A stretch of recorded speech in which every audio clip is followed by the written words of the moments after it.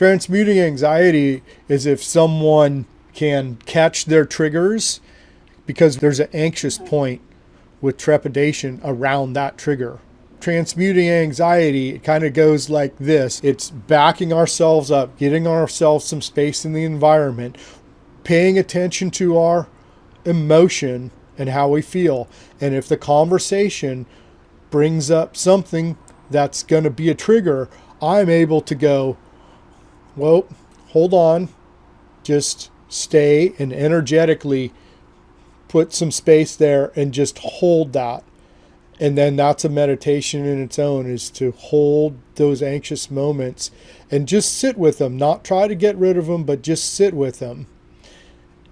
And that takes, that can take a lot of time. That's a meditation on its own. But ultimately, we want to go to the place where we can identify and say, how am I acknowledging this anxiety? What is this anxiety? And then put some words to it. Oh, this is an anxiety because they talk about addiction and I have addictive tendencies, or, they talk about whatever and it's ringing a bell with me and bringing up some kind of negative connotation.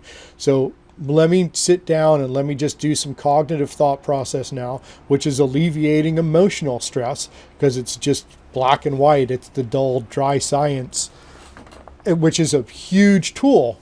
And this is why I say cognitive growth and healing. The cognitive aspect is a huge tool for transmuting anxiety in itself. But then if we can address our energy and put some simple English words to it and say, okay, now that I've put some placeholder words, some labels on why I feel anxious about this, maybe I can talk to that part of myself and say, hey, yeah, I know that happened. Okay, but that's not now. And then we take a step back. I don't want to be triggered and say, just fuck you, you're an idiot, blah, blah, blah, when someone brings up something that triggers me. I don't like me having that reactive, compulsive response. So I'm going to start that keeping in tune with myself, with my emotions, and also the environment and with the conversation, and start to help go off of autopilot and onto manual mode and start monitoring myself better and working with my emotions and transcending that anxiousness and understanding when I'm going to go into a compulsive reactive state and slip into an eddy.